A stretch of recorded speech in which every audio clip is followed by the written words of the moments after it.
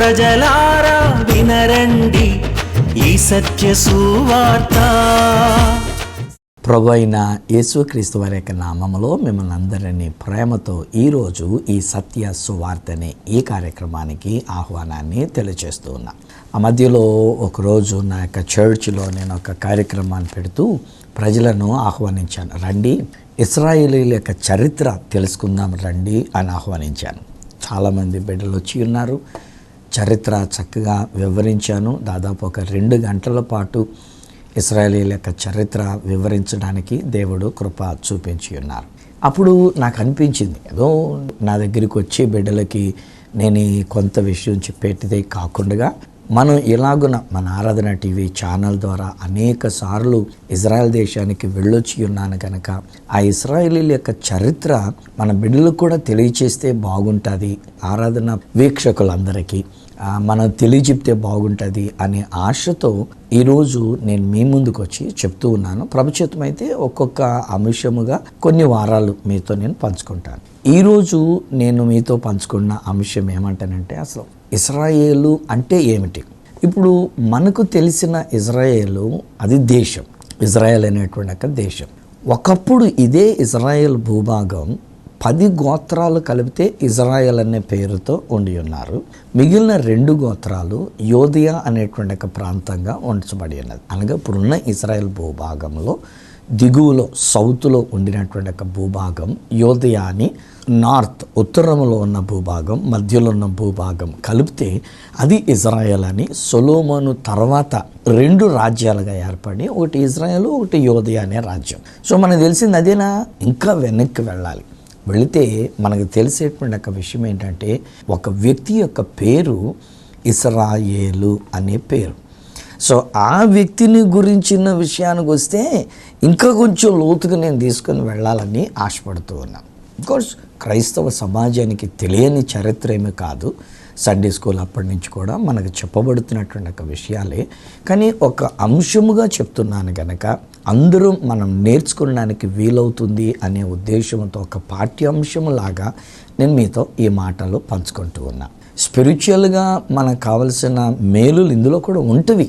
నా నమ్మిక నేనేమంటానంటే, వాక్యము అది దేవుని గూర్చిన సువార్త గనక సువార్త అది దేవుని యొక్క శక్తి అని రోమాపత్రిక 1వ అధ్యాయము 15-16 వచనాల ఆధారంగా నేను ఎక్కడికి వెళ్ళినా చెప్తూ ఉంటాను. సో అలాంటప్పుడు నేను ఇశ్రాయేలు అనే ఒక వ్యక్తిని గురించి చెప్తూ ఉన్నా, ఒక దేశాన్ని గురించి చెప్తూ ఉన్నా. ఇది దేవుని యొక్క వాక్యముగా నేను బైబిల్ గ్రంథములు ఉన్న విషయాల్ని నేను మీతో పంచుకుంటూ ఉన్నప్పుడు దానిని వీలైనంత మటుకు సత్యమైన సువార్తగా మీ కొరకు నేను తీసుకొని వస్తూ ఉన్నప్పుడు సువార్త అది దేవుని శక్తి అయి ఉన్నది.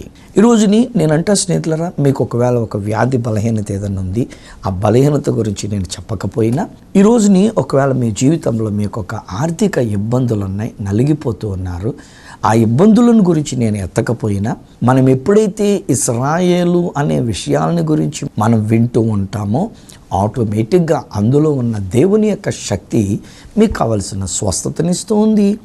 అలానే మీకు కావలసినటువంటి ఒక ఆశీర్వాదాన్ని లేక సమృద్ధిని, మీ లోటును తీర్చడం ఇది కూడా జరిగిస్తుంది. That's my belief. అది నా యొక్క విశ్వాసం, నేను నమ్ముతున్నటువంటి ఒక విశ్వాసం. సో ఈరోజుని మీరును విశ్వసించినట్లయితే మీరు కూడా అలాగున దేవుని యొక్క శక్తిగా, దేవుని యొక్క వార్తగా, సువార్తగా మీరు దాన్ని తీసుకోగలుగుతూ ఉన్నట్లయితే నేనేమంటానంటే, నేను పర్టికులర్గా దాని విషయమై నేను ప్రార్థన అంటూ మీ కొరకు చెయ్యకపోయినా మీకు జరగవలసిన కార్యాల్ని నా దేవుడు మీ కొరకు జరిగిస్తూ ఉన్నారు. ఇన్ అదర్ వర్డ్స్ ఇంకా నేను చెప్పాలంటే నా ఫెయిత్లో నేను అంటాను, జరిగించి ఉన్నారు, మీకు స్వస్థత ఇచ్చి ఉన్నారు, మీకు సమృద్ధిని ఇచ్చి ఉన్నారు, మీకును ఆశీర్వాదాన్ని ఇచ్చి ఉన్నారు అని నేను నమ్ముతున్నా. అందుకే పాఠ్యాంశంలాగా అన్నట్టుగా నేను మీతో కొన్ని విషయాల్ని ఈ రోజున మీ కొరకు పంచుతూ ఉన్నా. దాని టైటిల్ ఈరోజు నేను ఏమంటానంటే, ఇశ్రాయేల్ అంటే ఏమిటి, లేక ఇశ్రాయేల్ అనేది ఒక దేశం యొక్క పేరా, ఒక భూభాగం యొక్క పేరా, లేకపోతే ఒక వ్యక్తి యొక్క పేరా, ఏమిటి ఇశ్రాయేలు అన్నదానికి పూర్వోత్తరాల నుంచి అన్నట్టుగా నేను తీసుకొని వస్తున్నా. ఆదిలో మనం చూసినట్లయితే ఆదికాండము 11వ అధ్యాయం చివరి వచనాల ఆధారంగాను, ఆదికాండం 12వ అధ్యాయము మొదటి 3 వచనాల ఆధారంగా గనక మనం చూసినట్లయితే అబ్రాము అనే ఒక వ్యక్తి ఇక్కడ కనబడుతూ ఉన్నారు. కల్దీల ప్రాంతమైనటువంటి ఊరు అనే ప్రదేశములో నుండి అబ్రాముని దేవుడు పిలిచి ఉన్నాడు, బయలుదేరి వచ్చి ఉన్నాడు. హారాను వరకు వచ్చిన తర్వాత వాళ్ళ నాన్నగారు అక్కడ సెటిల్ అయితే కొంతకాలానికి వాళ్ళ నాన్నగారు అబ్రాము గారి యొక్క తండ్రి తెరాహ అనేటువంటి ఆయన అక్కడ చనిపోయారు. అప్పుడు దేవుడు ఎవరో తెలియదు, ఈ అబ్రాం గారికి చూడలేదు, అసలు ఆయన ఏంటో తెలియదు. కానీ దేవుని యొక్క స్వరము వినబడుతూ అబ్రాం గారితో ఏమైనా మాట్లాడుతానంటే, దేవుడు నువ్వు లేచి నీ స్వజనుల దగ్గర నుంచి నీ తండ్రి ఎంట నుండి నువ్వు బయలుదేరి నేను నీకు చూపించేటువంటి యొక్క ప్రదేశానికి రా, నేను నిన్ను ఆశీర్వదించి నిన్ను గొప్ప జనాంగముగా చేస్తాను. ఓ చిన్న మాట చెప్తాను వినండి. ఇక్కడే నేను నమ్మిన దేవుడు, నేను ప్రకటిస్తున్న దేవుడు, నేనేమంటానంటే హీ ఆల్వేస్ బ్లెస్సెస్ అస్. మానవులమైన మనల్ని ఆయన ఎప్పుడు దీవిస్తూనే ఉంటారు. ఆ దేవుడు మొట్టమొదటిగా మానవుణ్ణి ఆదామును చేసినప్పుడు ఆదామును దీవించారు కదా దేవుడు. ఆదికాండం 1వ అధ్యాయం 28వ వచనంలో దేవుడైన యెహోవా ఆదామును ఆశీర్వదించెను అని ఉంటుంది అక్కడ. మీరు ఫలించండి, అభివృద్ధి చెందండి, విస్తరించండి, భూమిని నింపండి, ఈ భూమిని లోబరుచుకొనండి, ఈ భూమిని యాలండి. ఇది దేవుడిచ్చిన ఆశీర్వాదం మొట్టమొదటి మానవుడైనటువంటి ఆదాము విషయంలో. ఆ తర్వాత ఇప్పుడు దేవుడు అబ్రామును పిలిచారు. అబ్రామును కూడా అదే మాట అంటారు, నేను చూపించే దేశానికి రా, నేను నిన్ను ఆశీర్వదిస్తాను, గొప్ప జనాంగముగా నేను నిన్ను ఆశీర్వదిస్తాను, నీ వలన భూమి యొక్క సకల జనములు ఆశీర్వదించబడతారు, నిన్ను దీవించు వారిని నేను దీవిస్తాను అని ఇది నా దేవుడు అబ్రాముతో మాట్లాడినటువంటి ఒక మాట. సో ఈరోజు నేను ఒక మాటగా మీతో కూడా మధ్యలో పంచుకున్నటువంటి ఒక విషయం ఏమంటానంటే, మనల్ని కూడా దేవుడు ఆశీర్వదించిన దేవుడు. నేను దీవించబడ్డాను అబ్బా, నేను చెప్తాను. మళ్ళీ అలాగని దీవించబడ్డాను అని అంటే నాకు డబ్బులు కట్టలు ఉండిపోయినాయి నేను చెప్పట్లే. ఎందుకంటే నా దృష్టిలో డబ్బులు రావటం ఆశీర్వాదము కాదు. బైబిల్ గ్రంథంలో జక్రియా అనేటువంటి ఒక ఆయన ఉన్నాడు, బాగా డబ్బులు వచ్చినాయి, బాగా డబ్బులు ఉన్నాయి. అతనికి చెప్పబడినటువంటి ఒక పేరేంటంటే అతడు ధనవంతుడు. కానీ అతని గురించి బైబిల్ వ్రాయబడిన మాట ఏంటంటే, నశించిన దానిని లేక నశించిన వారిని వెదకి రక్షించడానికే మనుష్య కుమారుడు వచ్చి ఉన్నారని ప్రభువు అతన్ని వెతుక్కుంటూ అక్కడికి వెళ్ళి ఉన్నాడు. అంటే ప్రభువు చెప్పిన మాట చొప్పున డబ్బున్నవాడు నశించిపోయినటువంటి వాడు. అందుకనే నా దృష్టిలో ఆశీర్వాదం అంటే డబ్బుతో కూడినటువంటిది కాదు. ఇంకా ముందుకెళ్ళాక చెప్తానులేండి, జస్ట్ వెయిట్ చేయండి, సర్ప్రైజింగ్ పెడతాను మీకు. ఆశీర్వాదం అంటే ఏమిటనేటువంటిది. అబ్రామును ఆశీర్వదించిన దేవుడు ఒక మాట మీతో కూడా చెప్తున్నాను, మిమ్మల్ని నన్ను ఆశీర్వదించి ఉన్నారు. సో ఈ దినాన్ని ధైర్యంగా ఉండండి. ఒకవేళ మీరు ఏ కష్టములో ఉండి ఉన్నారో, ఏ నష్టములో ఉండి ఉన్నారో, ఏ విషయంలో ఆశీర్వాదం లేదు అని మీరు అనుకుంటూ ఉన్నారో, ఈరోజు నేను చెప్తున్నా, ఆదామును దీవించిన దేవుడు, అబ్రామును ఆశీర్వదించిన దేవుడు ఈరోజున మిమ్మల్ని కూడా ఆశీర్వదించి ఉన్నారు. అబ్రామును ఆశీర్వదించి చాలా సంవత్సరాలకు తర్వాత లేక ఒక కుమారుని ఇచ్చినాడు. అతని పేరు ఇస్సాకు. ఇస్సాకును గురించి కూడా బైబిల్ చెప్తున్న మాట ఏంటంటే, క్రమక్రమంగా దేవుడు ఇస్సాకును ఆశీర్వదిస్తూ వచ్చినాడు. ఇస్సాకు విత్తనం వేసి 100 అంతల ఆశీర్వాదాన్ని పొందుకున్నట్టుగా అతడు చేసినదంతటిని దేవుడు ఆశీర్వదిస్తూ వచ్చి ఉన్నారు. ఈరోజుని బహుశా ఒక వ్యక్తి యొక్క జీవితంలో మీరు అనుకుంటూ ఉన్నారు, ఏమీ నాకు ఆశీర్వాదం లేదండి, ఏది తలపెట్టినా ఆశీర్వాదంగా లేదండి, ఏది కూడా విజయవంతం కావట్లేదండి. ఇంకొక మాటగా చెప్పాలంటే మనం సాధారణంగా నానుడి పలుకుతూ ఉంటాం కదా, శని వాని మీద ఉంది అని చెప్పేసి అని అంటూ ఉంటారు కదా కొంతమంది. బహుశా మీరు కూడా ఆ మాట ప్రభావం మీ మీద పనిచేస్తూ మీరు కూడా ఆశీర్వాదం లేదు, నాలో ఏదో శని ఉంది అని మీరు అనుకుంటూ ఉండి ఉన్నారేమో కాదు. నో. ఈరోజు నేను చెప్తున్నాను వినండి, శని అన్న విషయాన్ని అసలు పట్టించుకోకండి ఏమాత్రం కూడా. ఏది లేదు, శాపము అనేటువంటిది మీ మీద ఉండడానికి వీలు లేదు. ఈరోజు నేను చెప్తున్నాను, నా మాట అర్థం తీసుకోండి బిడ్డలారా, మీ కొరకే నేను చెప్తున్నా. ఒకవేళ నేను ఇశ్రాయేలీల యొక్క చరిత్ర నేను చెప్తూ ఉన్నప్పటికీ మధ్యలో ఈ చిన్న మాట నేను చెప్తూ ఉన్నా.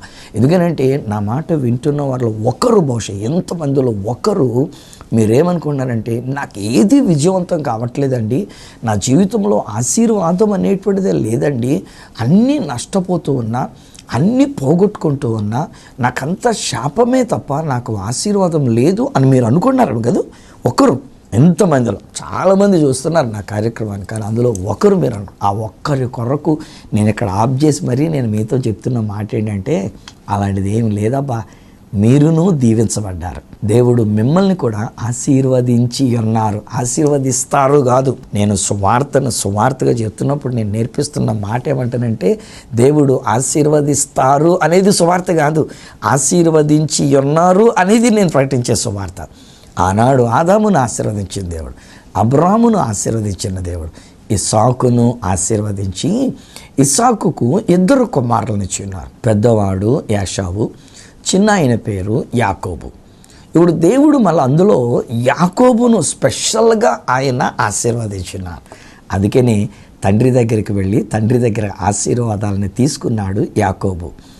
ఆ తర్వాత అన్నగారి దగ్గర నుంచి జ్యేష్ఠత్వపు హక్కును తీసుకున్నాడు ఈ యాకోబు గారు. ఆ తర్వాత అన్నగారి కోపం వచ్చిందని దూరంగా వెళ్ళిపోయి అక్కడ అమ్మాయిని పెళ్లి చేసుకొని మేనమామ ఇంటికే వెళ్ళాడులేండి. అక్కడ మేనమామ కూతుళ్ళను వివాహం చేసుకొని అక్కడ ఆశీర్వదించబడి ఉన్నాడు, బిడ్డలను సంపాదించుకొని ఉన్నాడు, అలాగనే ఆస్తిని కూడా సంపాదించుకొని ఉన్నాడు. ఓవరాల్గా నేను చెప్పాల్సి వస్తే అంటాను, యాకోబు అన్ని విధాలైనటువంటి ఆశీర్వాదాన్ని యాకోబు సంపాదించుకున్నాడు. ఇప్పుడు మాంగారి ఇంటికాడి నుంచి మరల తిరిగి తండ్రి ఇంటికి బయలుదేరి వస్తూ ఉన్నప్పుడు జ్ఞాపకం వచ్చింది, నేను ఇంటికాడి నుంచి బయలుదేరేటప్పుడు అన్నయ్యను మోసం చేశానని, తండ్రి దగ్గర ఆశీర్వాదాలను కొట్టేశానని మా అన్నగారు నా మీద చాలా కోపంగా ఉండి ఉన్నాడు కదా, ఇప్పుడు తిరిగి వెళ్తున్నాను, ఇంత ఆశీర్వదించబడిన నన్ను అన్నయ్య చంపేస్తాడేమని భయం వచ్చింది. అప్పుడు ఆయన చేసినటువంటి ఒక విషయం ఎట్లా ఉంటుంది అంటే, తనకున్న ఆస్తినంతా ఒక భాగం చేశాడంట. దానిని ముందుకు పంపించి పనులతో చెప్తాడు, ఒరే మా అన్నయ్య కనుక ఎదురు పడితే నీ సేవకుడు, నీ తమ్ముడు కాదు, నీ సేవకుడు ఇవన్నీ కూడా నీ కొరకు బహుమతిగా పంపించాడని చెప్పి ఇచ్చేయండి అబ్బాయి అన్నాడు. మరల ఈయనకు ఆలోచన వచ్చింది, ఏమో అప్పటికీ ఒకవేళ నాన్నగారి కోపం తీరకుండా ఆడెక్కడ కనబెడతాడు, నేను నరికేస్తాను, అసలు ఆడెక్కడున్నాడు, ఆడు అని చెప్పేసి కనుక ఇంకా రసరసలాడుతూ చిందులేస్తూ ఉంటుంటే, ఈసారి ఏం చేశాడంటే తన యొక్క కుటుంబాన్ని, తన యొక్క భార్యలు, తను ప్రేమించినటువంటి రాహేలు, అలానే తన యొక్క బిడ్డలు, వాళ్ళందరినీ కూడా ఇంకొక బ్యాచ్గా పెట్టాడు.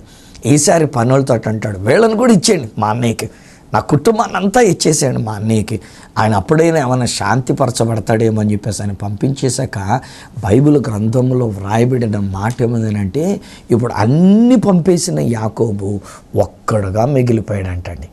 ఏమీ లేదు తన దగ్గర, ఆశీర్వాదాలు ఏమీ లేవు తన దగ్గర, అన్ని ఆశీర్వాదాలు అన్నీ ఇచ్చి పంపించేశాడు. ఒక్కడు మిగిలిపోయి ఒక నరునితో పెనుగులాడుతూ, ఆ పెనుగులాట్లో ఏమంటాడంటే, నీవు నన్ను ఆశీర్వదించితేనే కానీ నేను నిన్ను విడిచిపెట్టను అని చెప్పేసి అని పెనుగులాడుతూ ఉంటాడు. అప్పటికి ఆయన అంటాడు, తెల్లవారుతుందిరా నాయన, నన్ను విడిచిపెట్టు, నేను వెళ్ళిపోవాలని అంటే, నేను నిన్ను వదలనంటే వదలను. ఒక్కొక్కసారి మాలాంటి బోధకులమైనటువంటి మేము కూడా ఆ మాటలను తీసుకొని మేము ఏ విధంగా నేర్పిస్తూ ఉంటామని అంటే, దేవుణ్ణి అడగండి, దేవుణ్ణి బ్రతిమలాడండి, దేవునితో పెనుగలాడండి, పెనుయలైనటువంటి రీతిగా గోజాడుతూ ఉండండి, నీవు నన్ను ఆశీర్వదించితేనే కానీ నేను నిన్ను వదలనని చెప్పేసి అని పట్టుకోండి దేవుణ్ణి. ఈ రాత్రి దేవుడు నిన్ను దీవించేటంత వరకు నువ్వు ఎక్కడి నుంచి వెళ్ళడానికి వెళ్ళలేదు, ఇలా చెప్తూ ఉంటారు. కానీ ఈరోజు నేను ఒక మాట చెప్తాను, అర్థం చేసుకోండి. ఎఫెసీయులకు రాసినటువంటి పత్రిక 1వ అధ్యాయము 3వ వచనంలో వ్రాయబడిన మాట పౌలు భక్తుడు ఏమని అంటాడునంటే, మన ప్రభు అయిన యేసుక్రీస్తు యొక్క తండ్రియగు దేవుడు స్తుతింపబడునుగాక. ఎందుకనంటే ఆయన అనగా దేవుడు పరలోక విషయములలో ఆత్మ సంబంధమైన ప్రతి ఆశీర్వాదమును యేసుక్రీస్తు నందు మనకు అనుగ్రహించేను. This is what is Bible అండి బాబు. దేవుడు యేసు క్రీస్తులో మనకు కావలసిన ఆశీర్వాదములన్నీ కూడా ఆత్మ సంబంధమైన ఆశీర్వాదం, సకలమైన ఆశీర్వాదములు యేసుక్రీస్తు నందు మనకు ఇచ్చి ఉన్నారు. నమ్మకెళ్ళి ప్రయత్నించాలి. ఇప్పుడు నేను మాట్లాడుతూ ఏమంటున్నానంటే, ఇప్పుడు యాకోబులాగా మనం పెనుగులాడనక్కర్లే, యాకోబులాగా మనం బ్రతిమలాడుకోనక్కర్లే, నీవు నన్ను ఆశీర్వదించితేనే కానీ పోరాడనక్కర్లే. ఈరోజు నేను అంటాను, గాడ్ ఈజ్ సో గుడ్. దేవుడు ఎంత మంచి దేవుడు అంటే, ఆదాములోనే నన్ను మిమ్మలను ఆశీర్వదించి ఉన్నారు. అబ్రహాము లోబడుటలో, అబ్రహాము విశ్వసించిన విశ్వాసములో ఈరోజు నేను అంటున్న దేవుడు నన్ను నిన్ను ఆశీర్వదించి ఉన్నారు.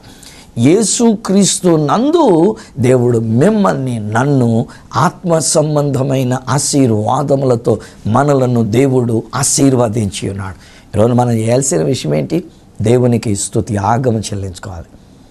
ఇంకా మనము ఆశీర్వాదము కొరకు అడుగుతున్నాము అని అంటే ఎక్కడో మనకి అంత అవగాహన లేకపోవటం వలన, వాక్యం అనేటువంటిది మనకు తెలియకపోవటం వలన, ఇంకా ఏదో మనం తాపత్రయపడుతూ నాకు డబ్బులు కావాలి, నాకు పేరు ప్రఖ్యాతులు కావాలి, నాకు అధికమైన ఇది కావాలి, నాకు ఏదో కావాలి, నన్ను ఆశీర్వదించు అనేటువంటిది.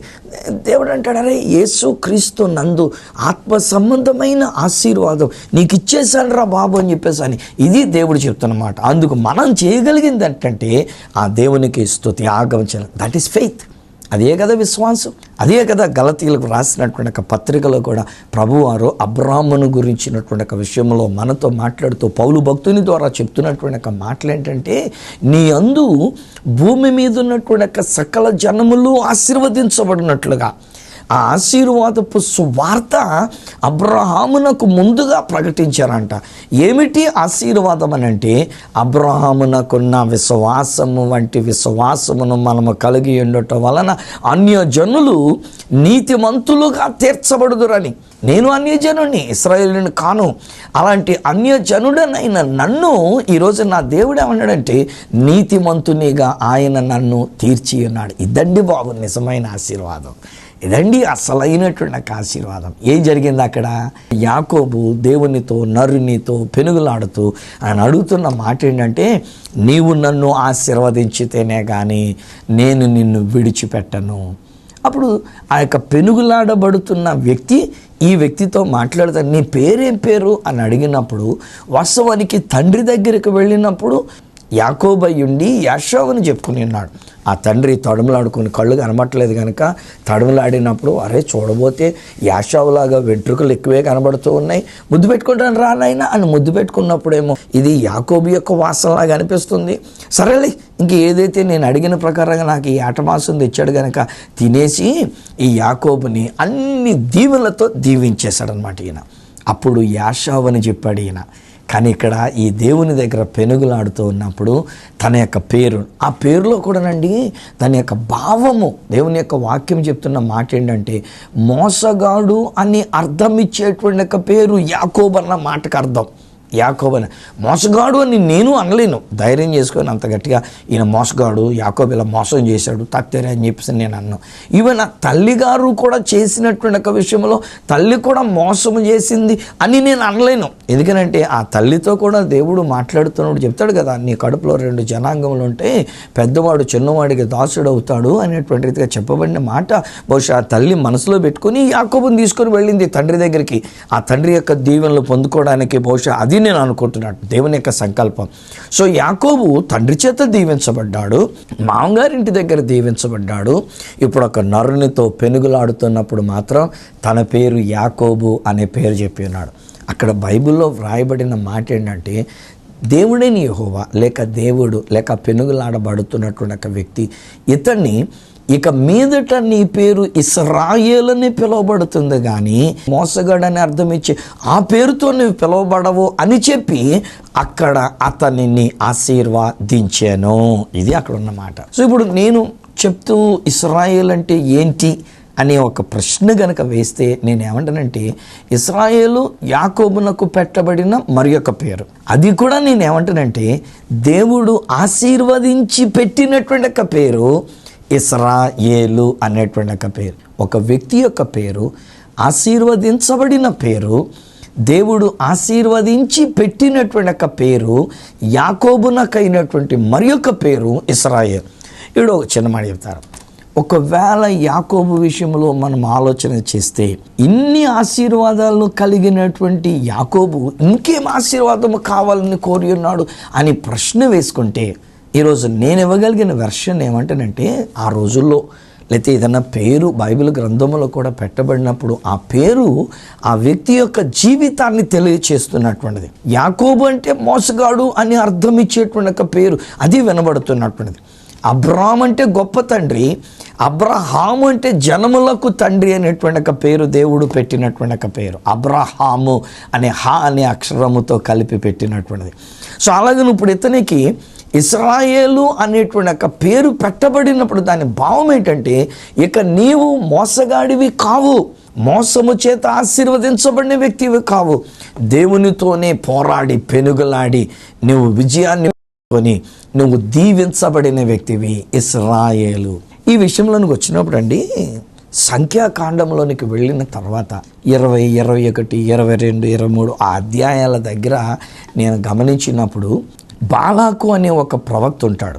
బిలాము అనే ఒక ప్రవక్తని పిలుచుకున్నాడు. బాలాక్ అనేటువంటి ఆయన ఇశ్రాయేలీల మీద యుద్ధానికి వెళ్ళడానికి ప్రయత్నం చేస్తూ ఉంటాడు. కానీ వాళ్ళని జయించలేడు, ఎందుకంటే వాళ్ళు ఆశీర్వదించబడిన జనాంగం కదా. సో అందుచేత వాళ్ళ దగ్గర నెగ్గలేడు. అప్పుడు ఈ ప్రవక్తను పిలిచి, నీకు కావలసినంత కానుకిచ్చుకుంటానయ్యా, ముడుపులు చెల్లించుకుంటాను, నీకేది కావాలంటే అది, నా రాజ్యంలో సఖ్విత్యమంటే కూడా ఇచ్చేస్తాను పోనీ, కానీ నువ్వు చేయాల్సింది ఏంటంటే, నువ్వు నోరు తెరిచి నీ నోటి మాటతో ఇశ్రాయేలీయులైనటువంటి వారిని నువ్వు శపించాలి, శాపనార్థం పెట్టాలి.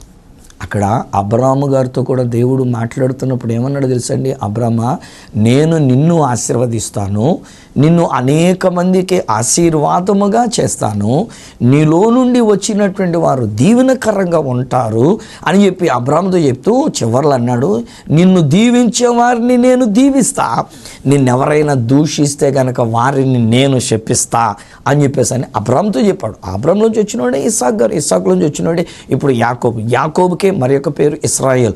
ఇప్పుడు ఇశ్రాయేలీని దీవించాలే కానీ ఇశ్రాయేలీలైనటువంటి వారిని దూషించకూడదు. కానీ రాజుగారు ఏం చేసింది, నీకు కావాల్సినంత కానుకిచ్చుకుంటా, కానీ నువ్వు చేయాల్సిన పని ఏంటంటే ఇశ్రాయేలీయులు అయినటువంటి వారిని శాపనార్థాలు పెట్టు అన్నాడు, వాళ్ళని శపించు అన్నాడు. ఈయన గారు నోరు తెరుస్తాడు పాప శపిద్దామని, ఎందుకంటే డబ్బులు తీసుకున్నాడు కదా రాజుగారి దగ్గర, కనుక ఈయన నోరు తెరిచి శపిద్దాం అనుకుంటాడు. కానీ 3 సార్లు అండి శపిద్దాము అని నోరు తెరిచి శాపనార్థం పెట్టబోతుందంటే తన నోటంతో వస్తున్నటువంటిది దీవెనట.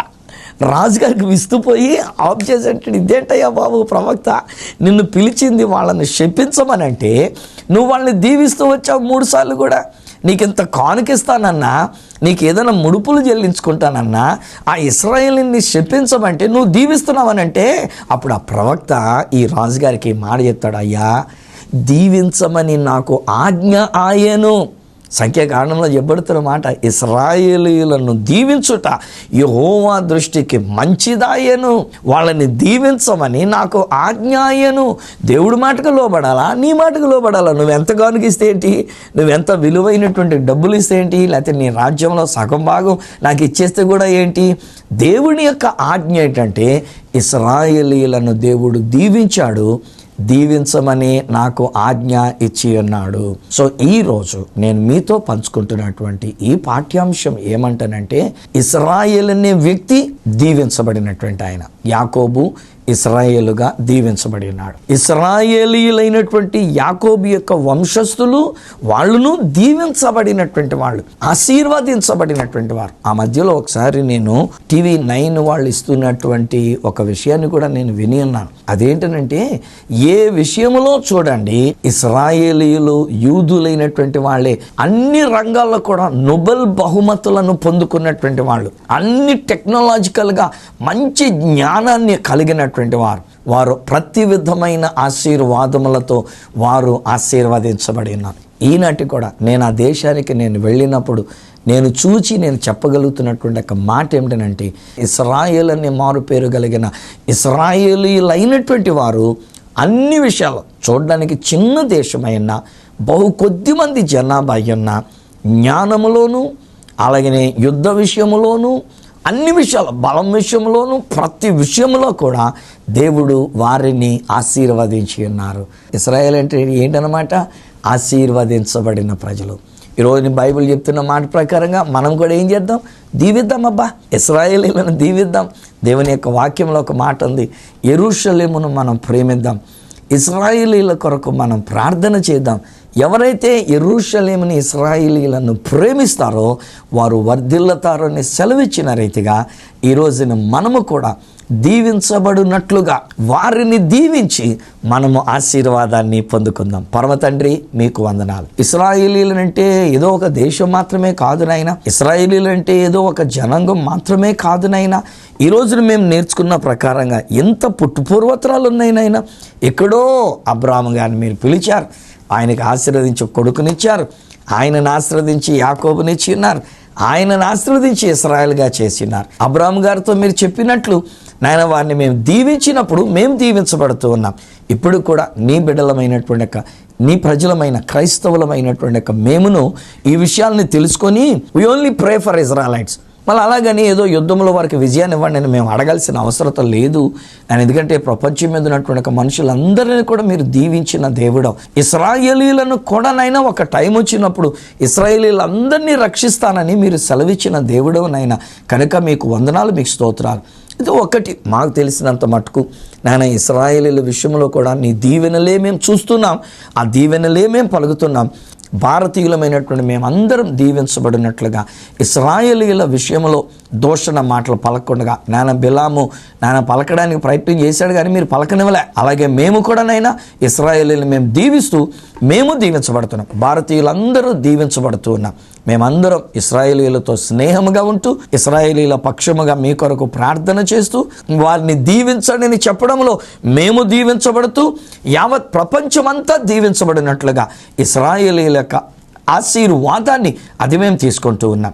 నేటికి కూడా ఇశ్రాయేలీయులను మీరు ఆశీర్వదించి ఉన్నారు కాబట్టి వారికి ఇంకా కావలసిన అసలైన ఆశీర్వాదం యేసుని రక్షకునిగా తెలుసుకొనడం, అది కూడా వారు తెలుసుకోగలిగినట్లు సహాయం చేసి నడిపించండి. నీ రక్షణ భాగ్యాన్ని వారికి దయచేయండి. ఎందుకంటే మీరు సెలవిచ్చిన రీతిగా ఆశీర్వదించబడిన వారలారా రండి, లోకం పుట్టినది మొదలుకొని మీ కొరకు సిద్ధపరచబడిన రాజ్యాన్ని స్వతంత్రించుకుందురుగానని రక్షింపబడిన వారితో మీరు చెప్పారు. అట్టి ఆశీర్వాదం ఇశ్రాయేలీయులకు కూడా కలుగునట్లుగా వారిని మేము దీవిస్తున్నాం. నీ రక్షణ వారికి కలుగును గాక. ఇశ్రాయేలీయులలో నుండి వచ్చిన యేసుని వారు రక్షకునిగా అంగీకరించుదురు గాక. వారందరూ ఆశీర్వదించబడిన వారై నీ రాజ్యానికి వచ్చుదురు గాక. అలాగనే మేము కూడా నైనా మా తెలుగు ప్రజలందరూ కూడా నైనా ఇశ్రాయేలీయులలో నుండి వచ్చిన రక్షకుడైన యేసుని మేము తెలుసుకొని ఆశీర్వదించబడిన వారమై మీరు సిద్ధపరిచిన రాజ్యానికి మేము వారసుల మగునట్లు అట్టి ధన్యత అట్టి ఆశీర్వాదము మాకును కలుగునట్లుగా వీరందరి కొరకు నేను ప్రార్థిస్తూ ఉన్నా. వీరిని ఈ కుటుంబాన్ని మీరు ఆశీర్వదించినందుకు మిమ్మల్ని స్తుతిస్తూ, అనగా మీ రక్షణ భాగ్యాన్ని ఇంటిల్లు పాదికి ఇచ్చినందుకు మిమ్మల్ని స్తుతిస్తూ యేసు నామమున ప్రార్థించి పొంది ఉన్నాము తండ్రి. ఆమేన్, ఆమేన్. తండ్రి, కుమార, పరిశుద్ధాత్మలను దేవదేవుని దీవెన ఆశీర్వాదములు ఆయన బిడ్డలుగా మీకు మీ కుటుంబానికి తోడయుండి రక్షణ ఆశీర్వాదం మనకును ఇశ్రాయేలీయులకును సహాయం చేసి నడిపించును గాక. ఆమేన్, ఆమేన్. హల్లెలూయా. ఈరోజు నేను చెప్తున్న మాట ఏమిటంటే ఇశ్రాయేలీయులు యేసుని రక్షకునిగా వాళ్ళు అంగీకరించుదురు గాక. అలాగనే వారిని దీవించినందువలన మనము కూడా యేసుక్రీస్తు వారి వలన వచ్చే ఆ రక్షణ ఆశీర్వాదం మనము కలిగొండి మన ప్రభువారు వచ్చినప్పుడు మనమందరం కూడా ఆయన రాజ్యములోనికి మనం వెళ్ళుదుము గాక.